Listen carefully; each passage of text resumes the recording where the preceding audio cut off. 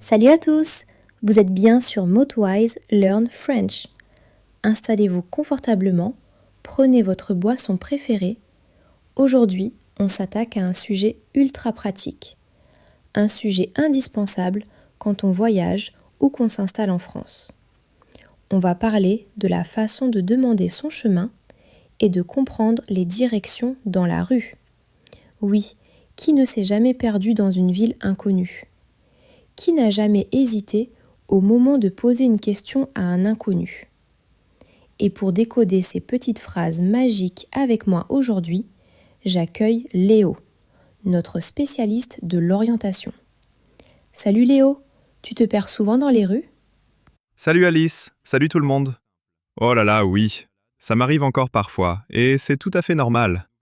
Mais juste avant de vous donner nos meilleures astuces de survie dans la rue, on a une super grande nouvelle à vous annoncer. Notre page Gumroad est officiellement ouverte. Eh oui, on est tellement heureux de vous proposer ça.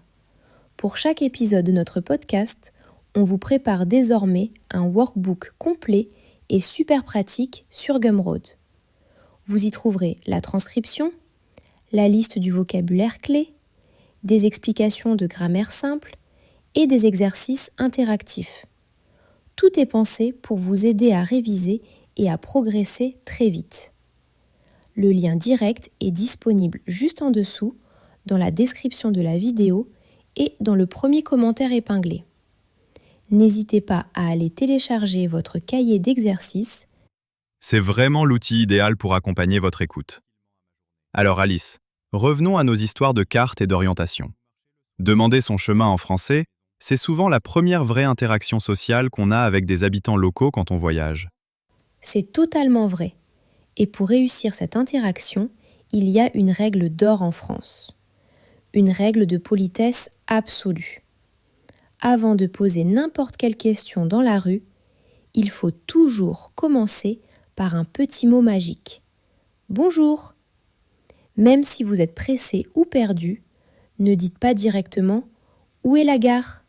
Dites plutôt « Bonjour, excusez-moi de vous déranger ». En France, la politesse ouvre toutes les portes. Le passant s'arrêtera avec un grand sourire pour vous aider. C'est le secret numéro 1. Le bonjour est la clé de la civilité. Ensuite, la formule la plus simple et la plus naturelle pour demander une direction, c'est « Est-ce que vous savez où se trouve ?» ou tout simplement « Pour aller à la gare, s'il vous plaît ?» Pas besoin de faire des phrases très compliquées avec du subjonctif. Allez au plus simple. Par exemple, « Excusez-moi, je cherche la station de métro la plus proche. » C'est clair, c'est précis, et tout le monde vous comprendra immédiatement. Exactement. La simplicité est la meilleure alliée de l'apprenant. Les amis qui nous écoutez, on a une petite question pour vous aujourd'hui. Est-ce que vous avez déjà osé demander votre chemin en français dans la rue? Comment ça s'est passé? Était-ce facile ou un peu stressant? Dites-le nous dans les commentaires juste en dessous.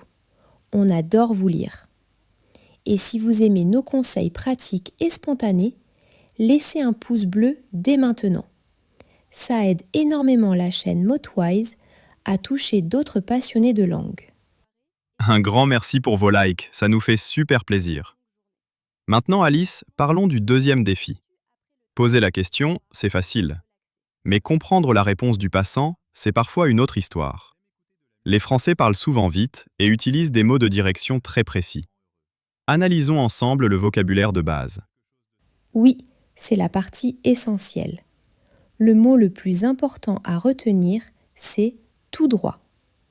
Quand on vous dit aller tout droit, ça veut dire de ne pas tourner, de continuer sur la même rue. Ensuite, il y a à gauche et à droite. Une astuce simple. Prenez la première rue à gauche ou tournez à la deuxième rue à droite. C'est la base. Et il y a aussi les points de repère urbains très fréquents. Les Français vont souvent vous dire « c'est au bout de la rue »,« c'est juste en face du musée » ou « c'est à côté de la boulangerie ». Un autre mot très classique au carrefour, c'est « le feu » ou « le feu rouge ». Par exemple, « au feu, vous tournez à droite » ou encore traverser au passage piéton. Si vous retenez ces petits mots-clés, vous allez reconstituer la carte dans votre tête très facilement. C'est comme un jeu de piste. Et si la personne parle trop vite, ne paniquez surtout pas.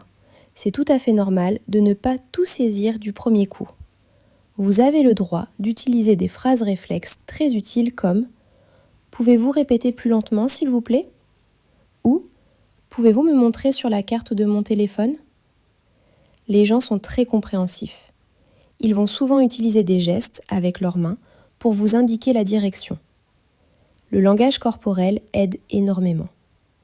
Absolument. Il ne faut jamais avoir honte de demander de l'aide ou de faire répéter. C'est en pratiquant dans la vraie vie qu'on progresse. Chaque petit échange dans la rue est un exercice formidable d'écoute et de prononciation. Vous entraînez votre oreille aux vrais accents du quotidien. Soyez patient avec vous-même. N'ayez pas peur d'aller vers les gens. Ayez une confiance totale en vos capacités. Et pour bien fixer ce vocabulaire, n'oubliez pas de télécharger votre workbook complet sur notre page Gumroad. Le lien est dans la description et en commentaire épinglé.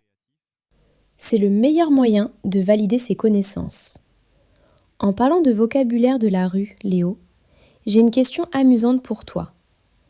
Quel est le mot de langage familier que les Français utilisent souvent pour parler d'une petite rue ou d'un chemin un peu perdu ?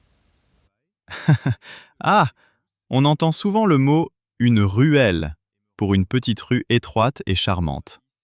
Mais dans un langage très familier ou un peu ancien, on parle parfois d'un raccourci. Un raccourci, c'est un chemin plus court pour aller plus vite. Et si quelqu'un vous dit que vous devez faire un détour, ça veut dire au contraire que vous allez devoir rallonger votre trajet. Ce sont des mots très utiles à connaître pour bien comprendre les conseils des locaux. Haha, excellent. Prendre un raccourci, c'est le rêve de tous les marcheurs. Un immense merci Léo pour toutes ces explications claires et ces formules pratiques. En tout cas les amis, si vous voulez continuer à développer votre français de tous les jours avec nous, rejoignez l'aventure. Abonnez-vous vite à la chaîne Motwise Learn French. Pensez à activer la petite cloche de notification pour ne rater aucun de nos prochains épisodes. Et si vous préparez des voyages dans d'autres pays et que vous apprenez d'autres langues, jetez un coup d'œil à nos super chaînes Sanglish pour vous débrouiller en anglais partout dans le monde. Et Motwise, Learn Spanish, pour ajouter du soleil et de la chaleur à vos trajets. Il y en a vraiment pour tous les projets, alors profitez-en un maximum, c'est entièrement gratuit. C'est l'équipe parfaite pour voyager et communiquer facilement. Merci encore 1000 fois de nous avoir suivis aujourd'hui. Prenez grand soin de vous, n'ayez plus jamais peur de vous perdre, continuez à pratiquer votre français en souriant et on se retrouve très très vite pour un prochain épisode plein de bonne humeur. Salut tout le monde, à bientôt! Salut à tous! Bonne balade, explorez les villes et à très bientôt pour la suite.